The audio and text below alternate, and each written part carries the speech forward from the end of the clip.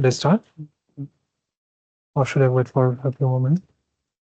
And some people are Wait for some minutes.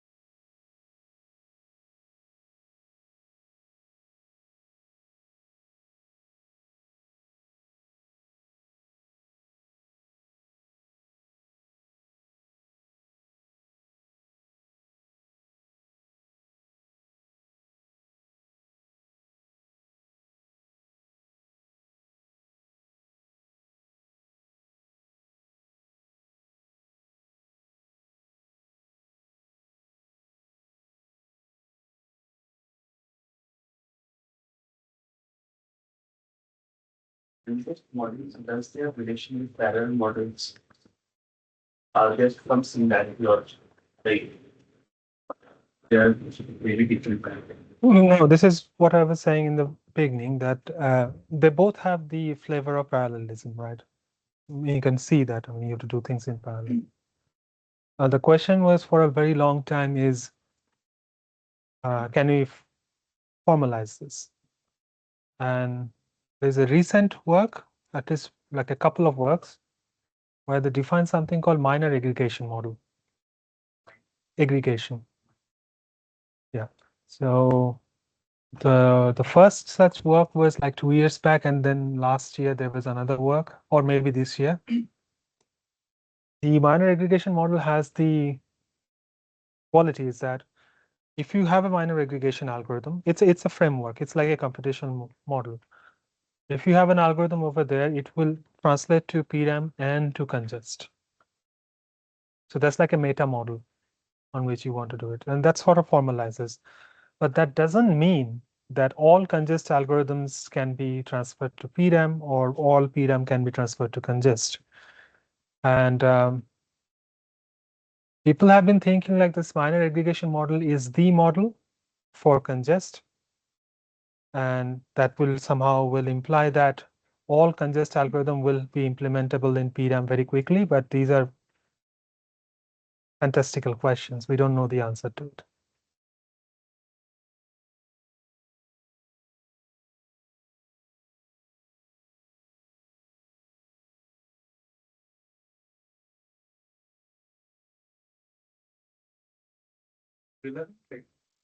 Studying PRAM model nowadays, or I think theory people do study PRAM quite a lot.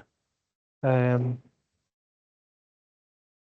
mean, I would imagine for in a distributed computation perspective, maybe that doesn't make sense, but yeah, I would say I'm not very sure about.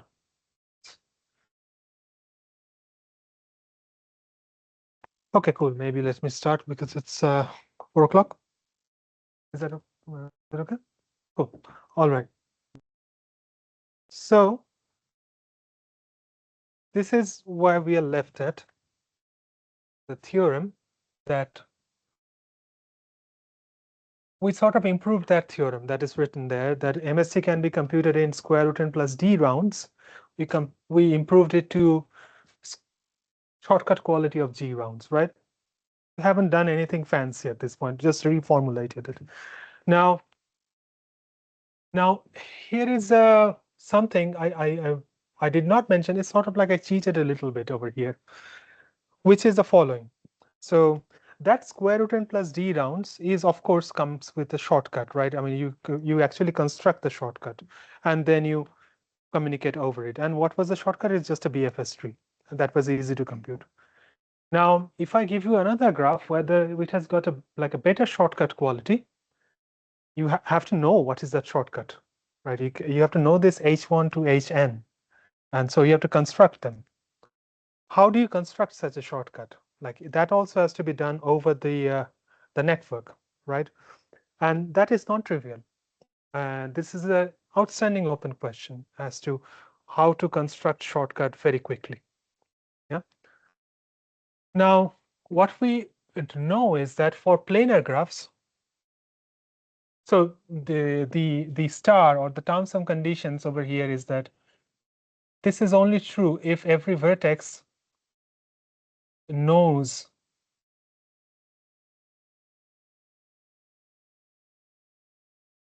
the topology of G. Now, this is very weird. What do I mean by that? Like, I'm saying that every vertex should know the whole graph, but that's a lot of input then, right? And if one vertex knows the whole graph, then that person can just compute it, right? It has got unbounded computational power. So what I'm talking about, what it means is that when you're talking about MST, there are two parts of the input, right? One is the underlying graph, another is the weights on the edges, right? Weights on the edges comes as an input, right? Now, what it says is like every node knows the underlying unweighted graph, but the weights are unknown to them. They only know the weights of the neighbors. Okay. This is where we are stuck at this point. We would really like to do this without this star. We don't know. And if you have any ideas, I would be very happy to listen to it. Okay. Cool. And now let's talk about two things. I have 1 hour, so let me just spend the first 20 minutes talking about planar graphs, and then the last whatever time remaining, I'm going to talk a little bit about the lower bounds. Okay, so next theorem, and this is the Ghaffari and Hapler in Soda 16 says that if G is planar, this means shortcut quality of G will be around D. And I suppose everybody knows what do I mean by this. This like hides the polylog factors. Yep. Now, this is very non-trivial. There are like at least a couple of papers written on it, how to get it. But what we are going to talk about today is something a little bit more relaxed. I'm going to give you a shortcut where the congestion is going to be order D, but I'm going to take some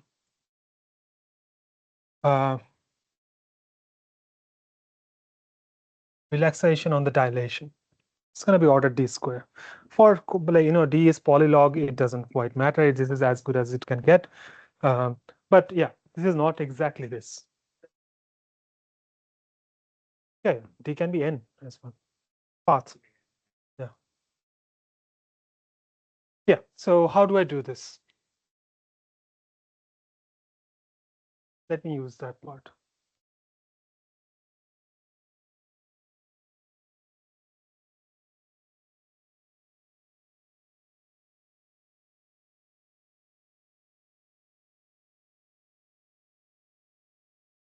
Bounded genus graph also, this is possible. That is the theorem essentially. I'm saying you're talking about like zero genus planar. Okay. So if I have to prove this, I have to give you the shortcuts, right? So what I'm going to do is, let's say I fix a BFS tree. Let's call it tau. And I will also fix, because it's a planar graph, a planar embedding on it.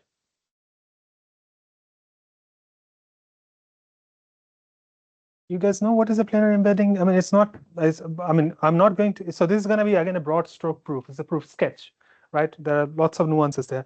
But planar embedding, because it's a planar graph, that means that you can put it on a plane, right? Just look at one, like put it on a plane, no edge overlaps. Okay. Now, how does it look like? So maybe I will draw the graph with green. Okay. So let's say this is your BFS tree.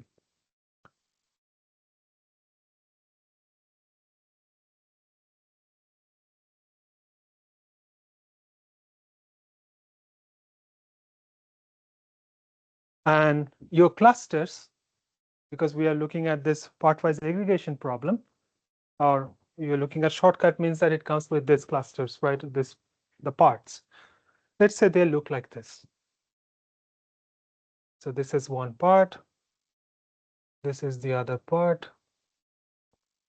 This is some other part.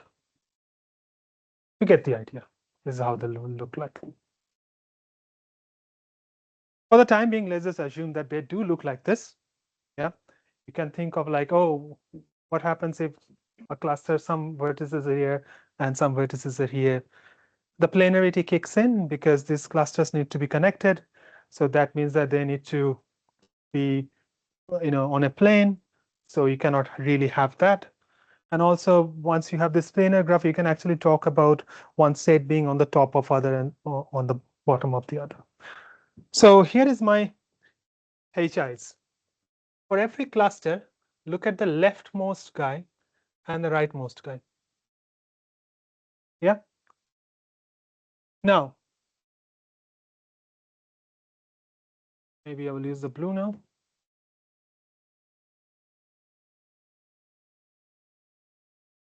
From the leftmost guy and the rightmost guy, I will trace this path.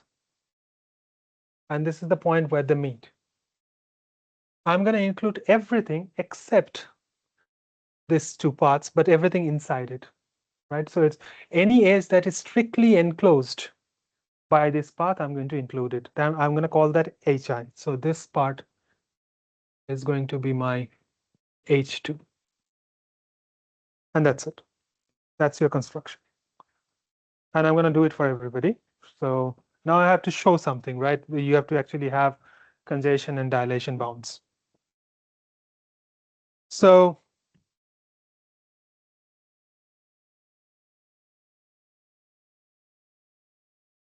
go over here, enter except this path.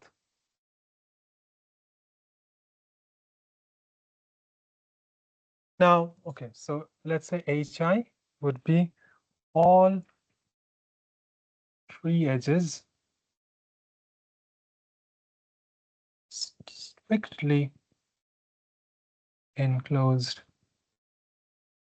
by, there is Li, there is Ri, there is a path here, and there is a path here. This comes from tau, this comes from Ci, everything here. Understood. Now, let me make a claim. So let's fix on one such thing. Let's talk about C2, and for the time being, for this analysis, let's just drop the subscript. So cluster C has left endpoint and right endpoint. Okay? And now let's focus on an edge over here.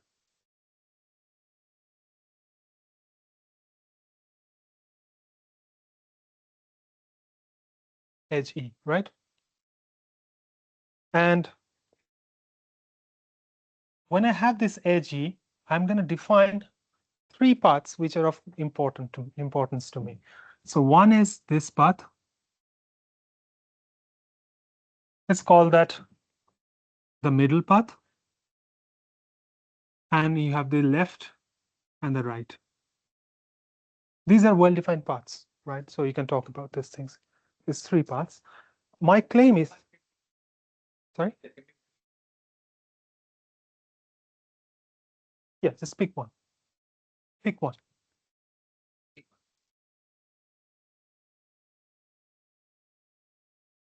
Now,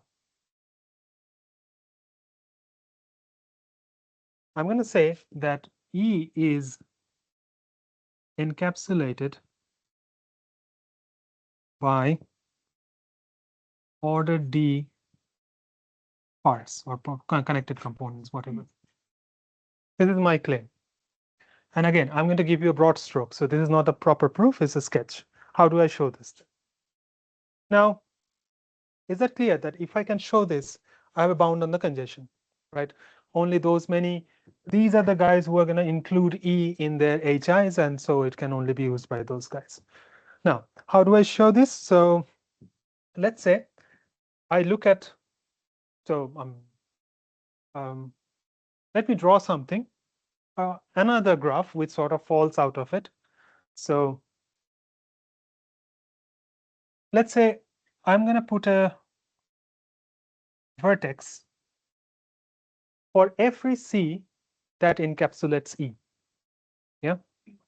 So this is, for example, C1 and C both encapsulate C, right? So C1 and C2 is going to be there, right? So C, C1, and many others. And I'm going to put an edge from Ci to Ci prime.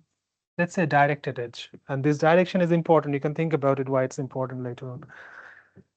If the following thing happens, Ci intersects paths of, and when I say paths, it's one of those three paths. It will intersect one of those. That's the graph. Okay. Now, can you tell me the number of any bound on the in degree of this graph?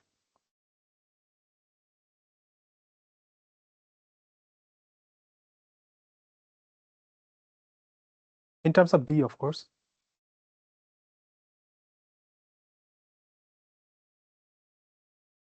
So it has to intersect, right? So it means that Ci is intersecting Ci, these three paths of Ci. What are the length of these paths? Each path is of length at most d, right? And when it intersects, that vertex is given to that Ci, right? It cannot participate in another Cj, let's say, because these things are all vertex disjoint. So there are 3D vertices, one here, and one D here, and D here.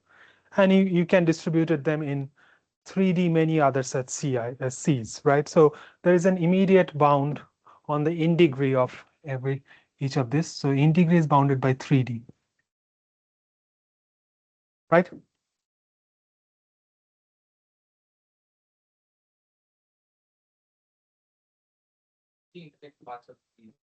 Yeah, C intersects parts of C1. That's correct. Yeah. I mean, this is, you can define it the other way, then you have to look at the out degree. It's the same thing. It's just a fancy way of writing things. Yeah. If it is the in degree is bounded by 3D, and let's say there are k many such vertices, what is the total number of edges essentially? 3dk, right? That's the bound. So the number of edges is at most 3dk.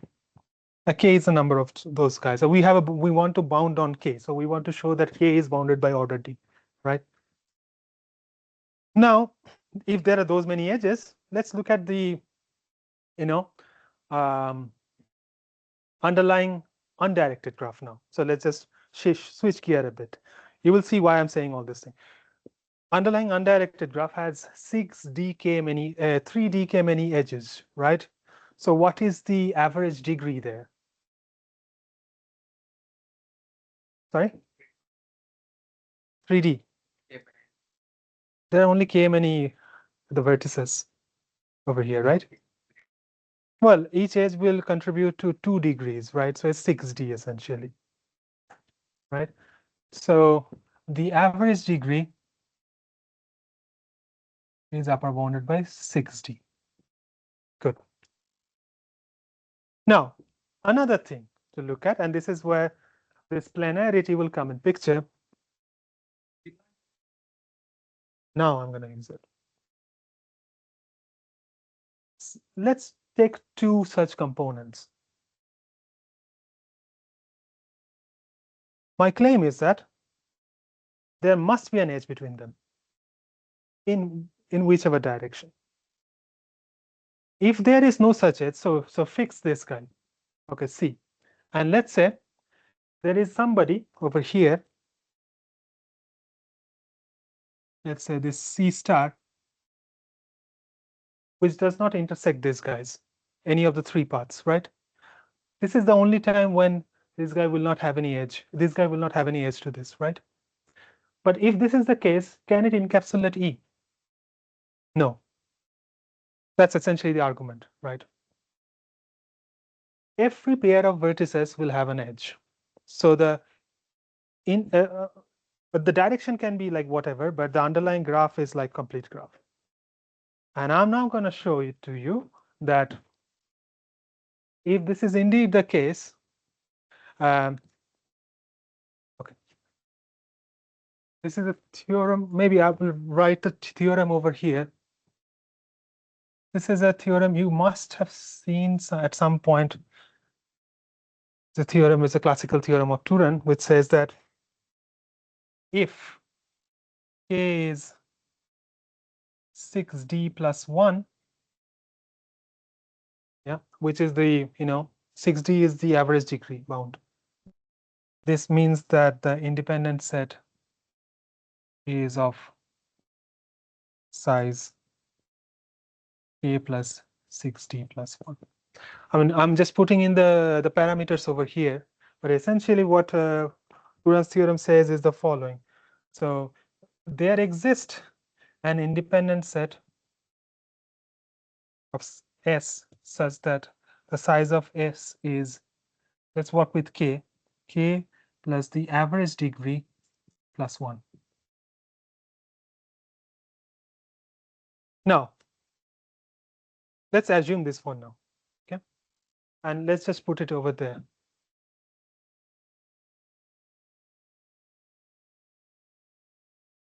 Here.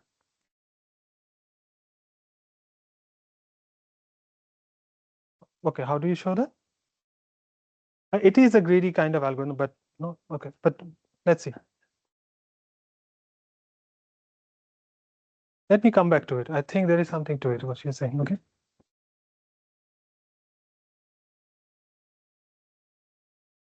Yeah, but this is the average degree. Degree 1. Well, coming back to it, if average degree is at least, sorry, if k is this, then the independent set of size k plus 6d plus 1, right? And if so, we cannot have this to be 2, right? Because there is no 2 size independent set over here. So which means that k is upper bounded by order d, essentially. That all it means, right? It's a complete graph. You cannot have large independent set, but if your average degree is low, then it will give rise to an independent set. So the only way to counter it is to have the number of vertices shrink. That's all it's happening, right? Is that clear what is happening? And to finish it, let me just show you the where is it? The dilation proof. And this is pretty straightforward. So, let's look at one component. Let's say C, and it has got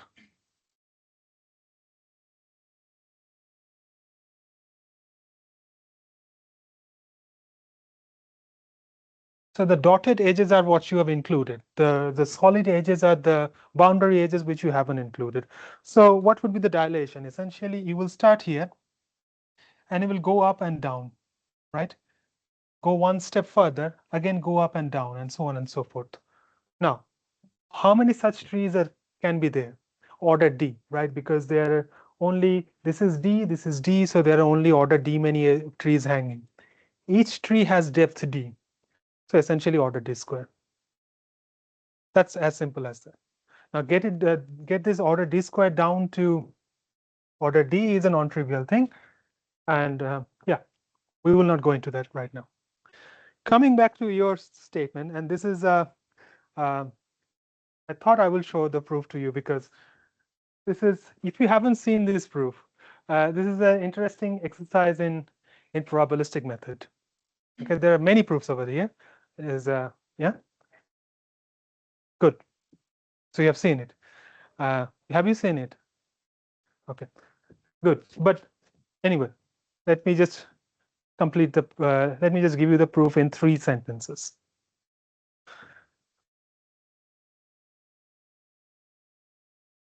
Let's pick a random permutation, as said. Now, from this random permutation over the vertices, I'm going to pick a independent set. And now what independent set I'm going to pick? I'm going to go from left to right. And whenever I see a vertex whose neighbors I haven't picked or haven't appeared so far in the random permutation, I will include it. Now, if I do that, what is the probability of a vertex being included in my independent set? It means that look at that vertex and look at its neighbors. Amongst all of these guys, this vertex is the first vertex which appeared there in the sequence. What is the probability of that happening? So the probability of that happening is essentially 1 over dv plus 1. Plus 1 is because you have to include that guy itself, right? And let's see if this is the probability of that happening, how many we have picked, right? So that's just going over all the vertices, right? One after the other. This is the size. Now we can do some AMGM on it. And you can show that this is essentially is going to be 1 over the average degree plus 1. This is just arithmetic at this point, AMGM or Cauchy-Schwarz, whichever one it is. This is the expected size. It's actually AMGM. Sorry, there is an N over here. Yeah, you try to use AMHM and don't quite see it.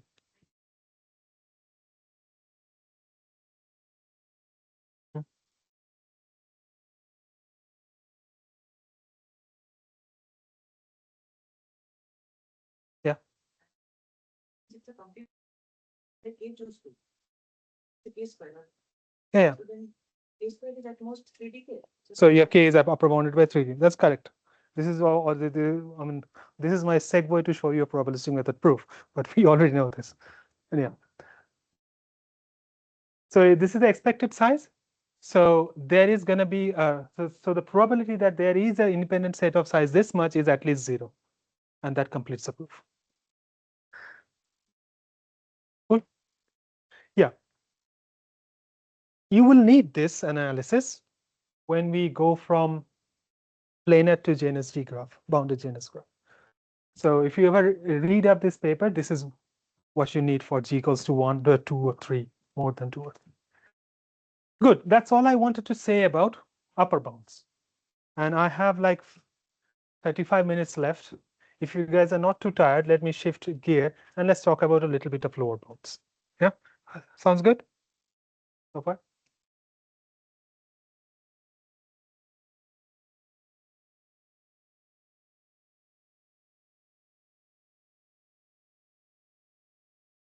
There like enough other factors are more for better tree width you can get better algorithm. I don't quite know about parameterized distributed. This is whatever they can get. Yeah. This You're talking about the decomposition, expanded decomposition, other decomposition, so tree decomposition, another decomposition. So in dynamic, I think more like expanded decomposition is more helpful compared to tree decomposition. But in distributed also, no, expanded decomposition is highly helpful. So there's a paper of Sachafon where he does this CONGEST expanded decomposition, and that min cut algorithm or approximate min cut algorithm just falls out of it, and that's important. Yeah.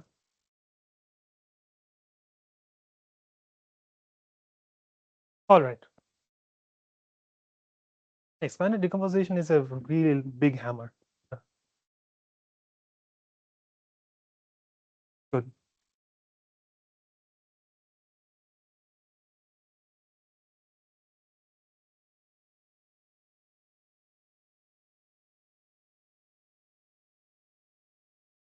Now, the lower bounds we're going to talk about is unconditional lower bounds. This is very different from what you get from like sequential model where you have to prove a lower bound based on ETH or ACTH or P not equal to NP, whichever one. There is a conjecture. And one of the main source of proving unconditional lower bound is communication complexity. Have you guys seen communication complexity before? If you haven't seen, okay, have you seen it?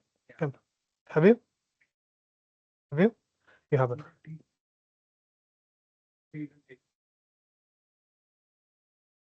Trimming algorithm, trimming, I think I thought. Yeah. No, he knows. Yeah, but it's like somewhat. Good. I only need one result from it. That's all. The main bottleneck is communication complexity only. There is no answer on the computation type. You're assuming that you can do computation. Yeah. But in practice, like, No. like it's very fast, these rounds are happening. So there is some kind of sublinear time computation or something. Do you assume there or? No, it is not assumed. And this is, I think, is an important question. Is like whether you can restrict.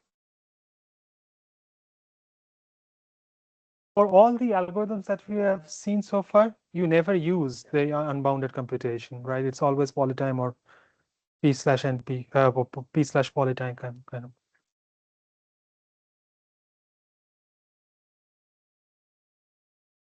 That's the aggregate part, but not all algorithms are like that. But even then, yeah, it's not too. Okay. Now, what is the lower bound that is known so far? So MST and bunch of other problems, essentially, I'm not going to talk about them, requires omega square root quality of G rounds. So this is a paper from Stock 21. We're not going to do that today, but we are going to do, so if you can prove this, that will give you an universal optimality. We're going to show something called existential optimality, which is a result that is proven for a few years back, not a few, maybe a decade back. MST requires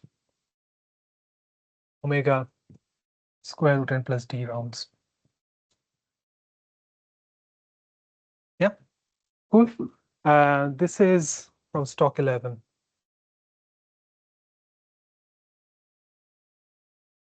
I think 10 years before it. But the result like this will use this result as a black box. Okay? Now, how do I prove such a thing? Anyway, how do you prove communication? How do you prove like congest lower bound? So far, we know two ways, and that's all the two ways are there. Okay. One is, but in both cases, the main ingredient is two-party communication complexity. What is the model? I will just briefly tell, like 1 minute, so that I can have it in the board. So there are two players, and because we do not have any imagination, we'll call it Alice and Bob. If it is Jay Kumar, we would have called Akbar and Birbal, but he being him, right? They have access to shared randomness. Again, because I learned it from Jay Kumar. Jay Kumar would have said they're watching Fox News together, shared randomness, because it shows just random news. That's it. And they have a function description together, right? Now, Alice gets an input x and Bob gets an input y, and the function f is defined on both x and y. This is what they want to compute, right? And they will communicate amongst each other, and in the end, both of them will know the answer. How much communication do you need? Now, how this is going to give me a lower bound for round complexity? This is communication. I'm going to talk about round, right? The immediate way. Okay, so before we go there, the main problem that we will be interested in today is set disjointness. I guess also this is something you have seen before. I'm going to interpret x and y as sets of an universe n, and I'm just going to try to see the intersection, whether it's empty or not. That's set disjointness. And we all know that the communication complexity of set disjointness is full. You really need to send everything one to the other, right? Yes. Yeah. Yeah. So x and y are sets, and this string, this is where we are looking at the characteristic vector of x and characteristic vector of y. So they are Boolean strings. Yeah, we will go from one to the other all the time. Yeah. Now, let's talk about one lower bound approach. There are two of them, and this is the first one. This is called a static partitioning approach. Static partitioning. What it does is the following. So let's say P is a congest problem for which we want to prove a lower bound. And let's say F is a function, CC function, with high complexity, right? And you want to reduce F, the communication complexity of F, to the round complexity of P. How it is usually done? You look at the graph, you partition it arbitrarily, the vertex set, okay? Give this part to Alice, give this part to Bob. Yeah, and now the graph will have two types of edges. One is input dependent edges, another is input independent edges. So Alice gets X. So F has, let's say, two parameters, right? X and Y. Alice will get X, Bob will get Y, and based on X and Y, they will put some edges in the graph. Good. And the rest of the edges are not input dependent, right? They are there. Now, what will Alice know? Alice will know X and all the edges that is incident on the vertices over here. Bob knows a similar on the other side. And now we will let them communicate. Now let's say this vertex partition is, let's say, VA and VB, and let's say the cut C is essentially the edges going from VA to VB, the number of edges going from VA to VB. Okay. So you will run the protocol for P to solve F. That's how you come up with the reduction. That's the art form. You will come up with the reduction. Once you have that, you will have the number of rounds is essentially the communication complexity of F, or divided by the cut size. Why? Because in every round, you can only communicate C bits across. Ordered C bits, it doesn't really matter. So if you really have to communicate this much, these are the number of rounds you need, and that will give you a round complexity lower bound.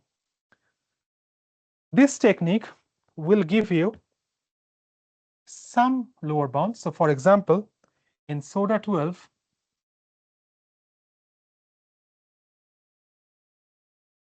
this technique has shown a lower bound of omega n for diameter computation.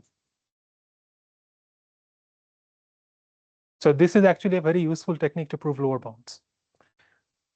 But for MST, we do not know whether this can give you any lower bound. So we have to be more detailed, and that's where the next what we are going to do, lower bound technique 2, will come in.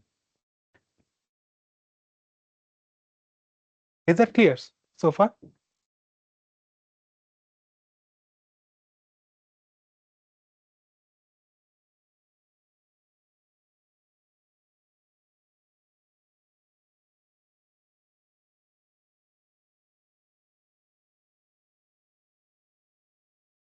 Yeah, I will show you an approximate MST lower bound. So the last topic for today is the lower bound approach to dynamic partition. And let's not confuse ourselves with this partition with whatever we have seen so far. This is just Alice and Bob partition of things. Okay. Now I'm going to erase this because we are at the last topic, and I will need this to draw some nice pictures.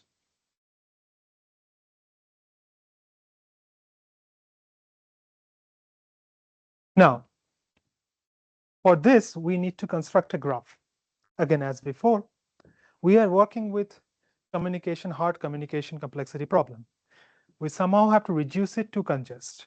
So we have to come up with a graph, and the graph should have the following property: that first, our communication problem can be reduced to that efficiently while maintaining complexity, and that graph problem can be reduced to whatever problem we are looking at. So this is like an intermediary. And this intermediary, what we are going to draw now, is going to be so versatile that almost all the global problems that we can think of will have a lower bound from it, MST being one of them. So what is this construction? So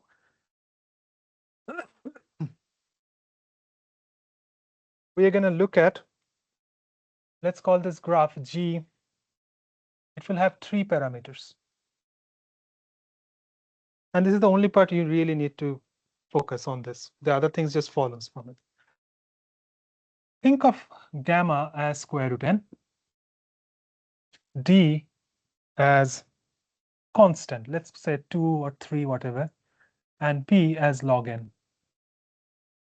Okay. And what are these things? Okay. So the graph will have 2 parts. One is a tree.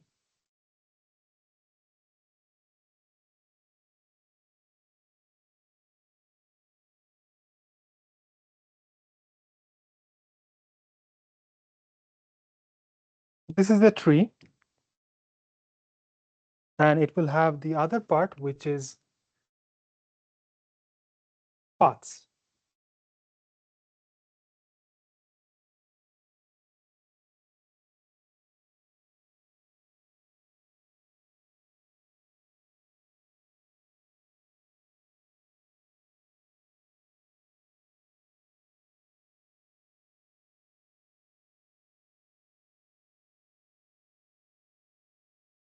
Okay.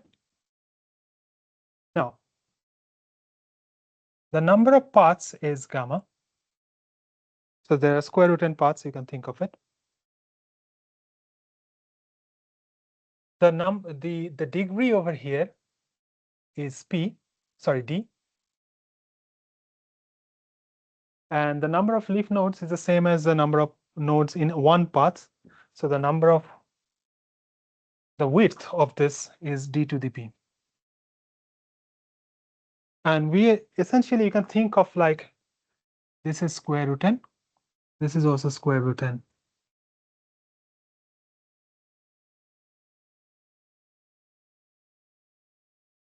Sorry? Yeah.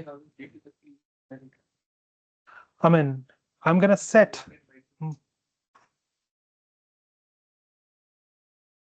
Let's not worry about asymptotes. Let's only talk about asymptotes, yeah. Right. That's what it is. So the number of vertices on it is square root n times square root n, that's n, and the graph has another n, so you can just have it. Yeah. A graph has another square root n, so it's order n. It will have some more thing. So these two things are disconnected. So we have to connect them. And the way we are going to connect them is essentially we are going to put some spokes.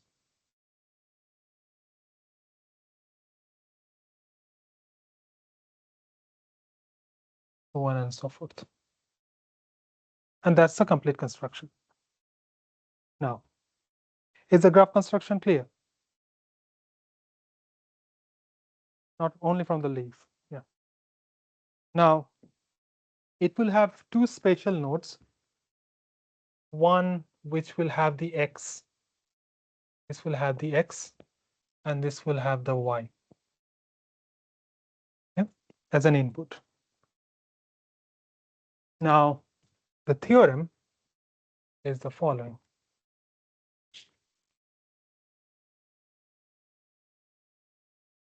If there exists an algorithm on G gamma dp with round complexity, let's call that R, is at most d to the power p minus 1 divided by 2. It's the minus 1 is not really important, but it's just for technical purposes. So essentially, if there is a round algorithm which solves the problem in half of the rounds of this lens, yeah, this will imply there exists a protocol for f for which x and y are input, such that the communication complexity of F is upper bounded by 2D times P times R. There is also a log n, just throw it in as a good measure, it doesn't really matter. Right, lots of maths. What's happening, right?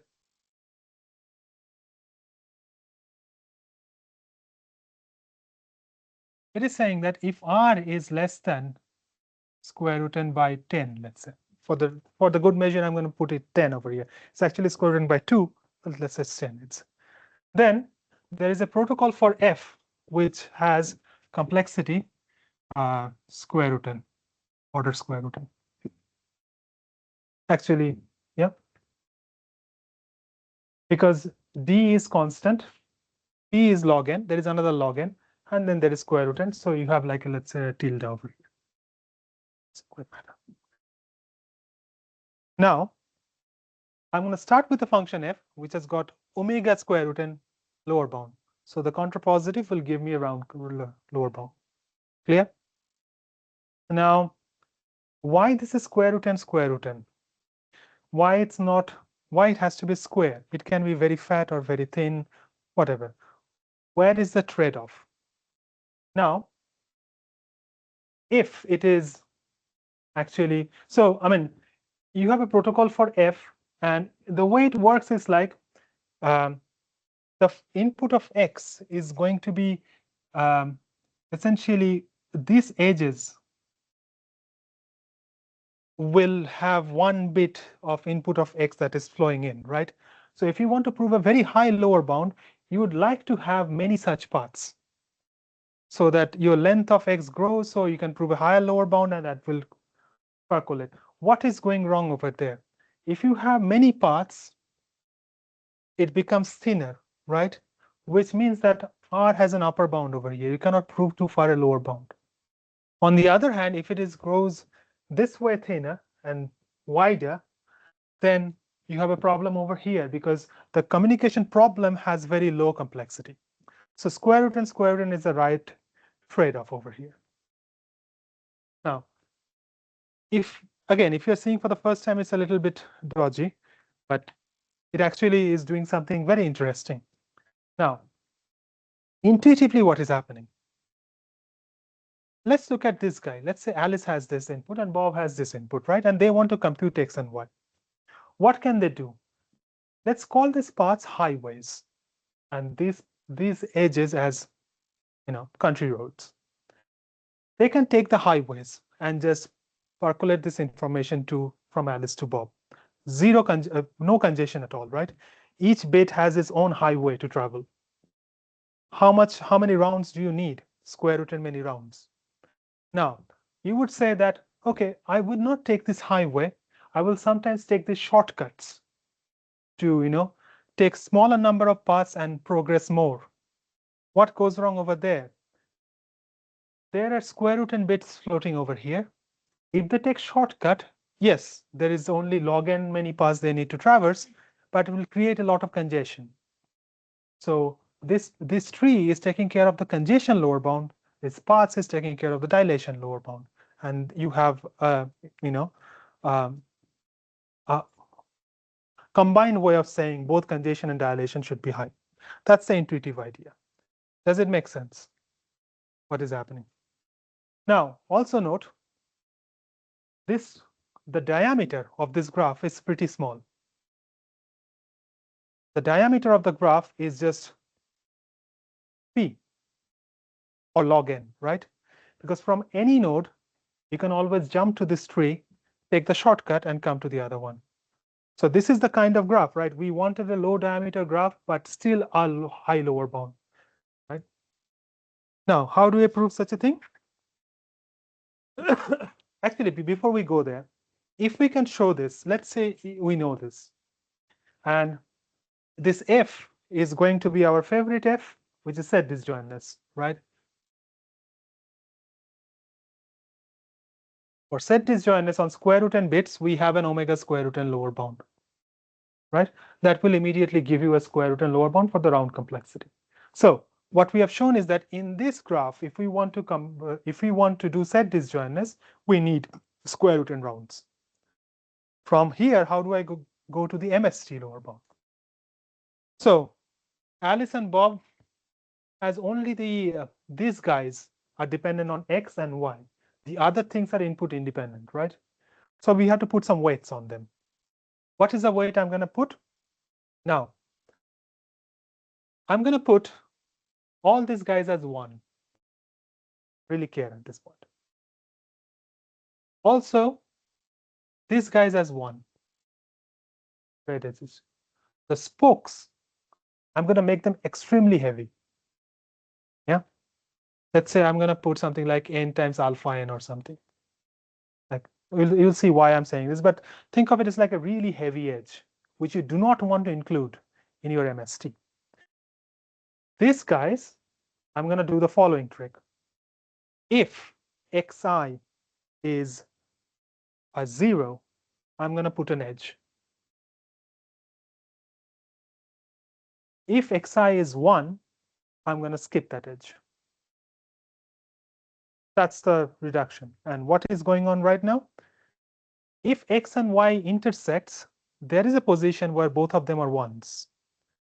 If both of them are 1s, there is a path for which there is no edge from y, there is no edge from x, right?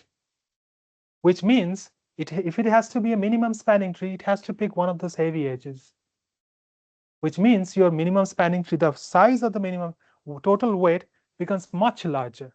Whereas if it does not intersect, you can always use the left or the right spoke edges to get it, and your minimum spanning tree size would be n because all the edges are 1. Now that's where the approximation lower bound also comes in, because you can vary this and you will get an approximation lower bound as well. Now, clear so far? So all I need to show you is that this theorem holds, and I have 5-10 minutes. I'll show it to you.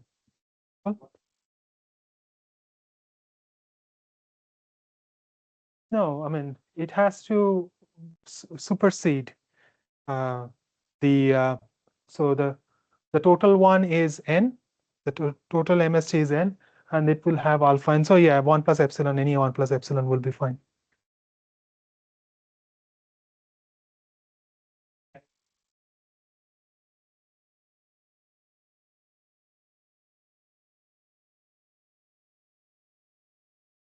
Don't see there is a problem. I'm saying, can we approximation lower bound? Yeah. For what value? Like, is it for any alpha and you are giving that, okay, not possible to get alpha and approximation for MST? No, that like definitely not, because you can take an n approximation. Right, Yeah.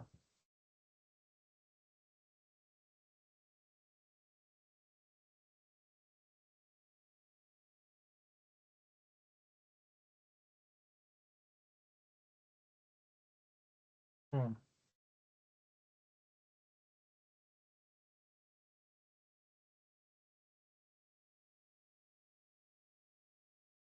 Yeah, I'm not quite clear. Let me pick it up later. Good.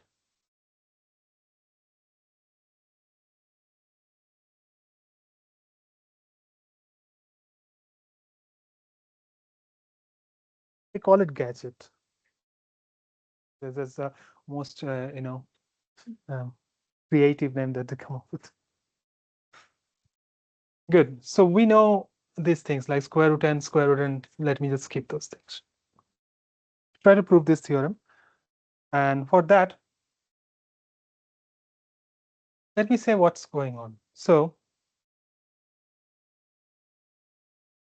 I'm going to come up with a laminar family of vertices. So what is that vertex? So anything here, I'm going to call it R0. And you will see why I'm saying this. Now, anything over here, I'm going to call it R1. Now, this guy, anything over here, I'm going to call it R2, so on and so forth. So what is this? So what is an Ri? You look at the ith column, you take everything over here, over there, and everything on its right. You also look at the path, the leaf vertex. You include that and all its ancestors. That's going to be your Ri. Similarly, you do for Li. Okay? Now, my claim is the following. Let Alice and Bob run the protocol of the protocol of this algorithm, right? I want to focus on the information flow. What is the information flow is happening? My claim is that first, at the very beginning, Bob knows the state of all the vertices of R0. And Alice knows the state of all vertices of L0. Is that clear? Because R0 has Y, these edges, and these are with Bob. So he knows what is going on over there. And for Alice, X, so anything L0 has everything over here. So Alice knows what is happening. So the information hasn't spread so much. So because information hasn't spread so much, I can say that Bob knows everything almost. But when the information starts flowing, then for the vertices, they can definitely say that I know what is happening over there. That set is starting to get reduced and reduced, right? Because many things are happening there. But let's give it some structure. What they know at round t and what they will know at round t plus 1. Now, let's focus on, let's say, round t is this guy.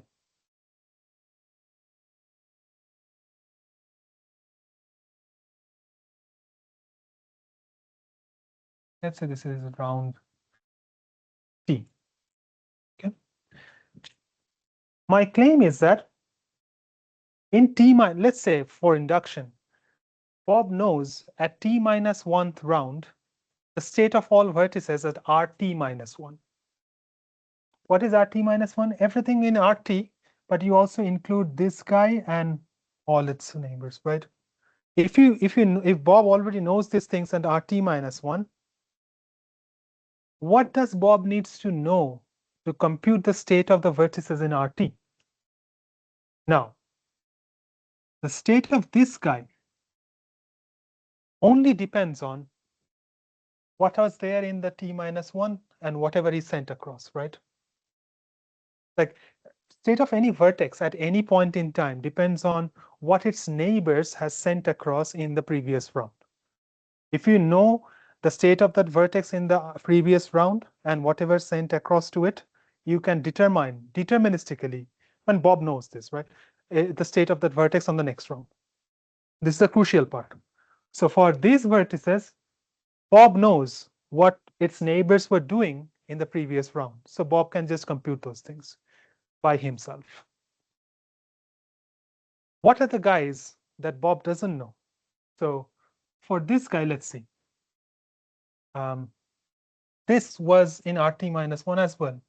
So Bob will know the state of this guy. But what about this guy? This was in RT minus 1 as well, but this guy was not in RT minus 1. It happened a long back and things got updated after that. So Bob has no idea what is going on at this point, right? So Bob needs to know this. Alice will send that information across to Bob. That's all is happening.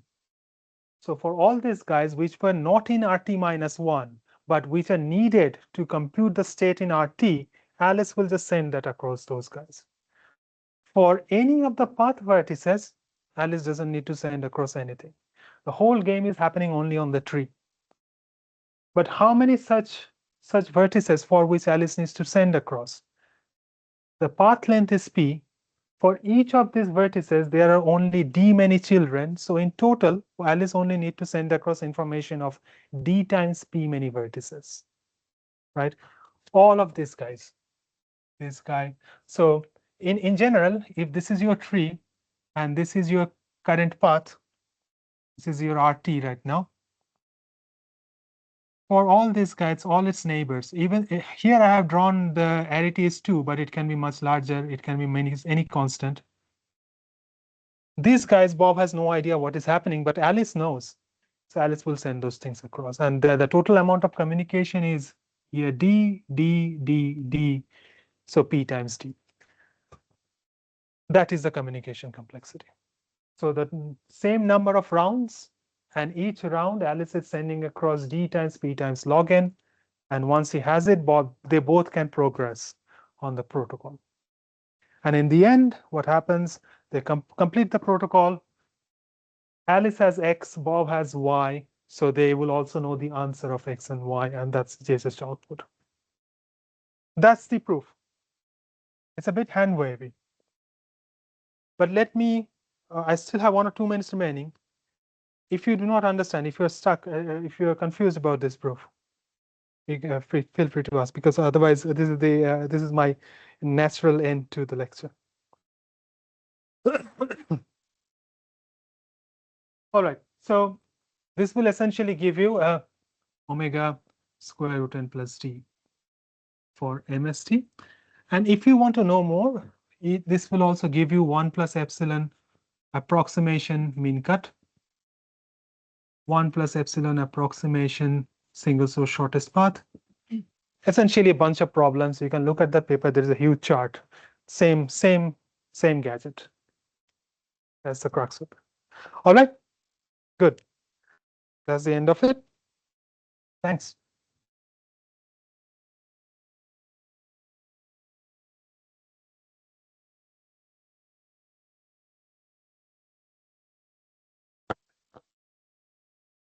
That's it.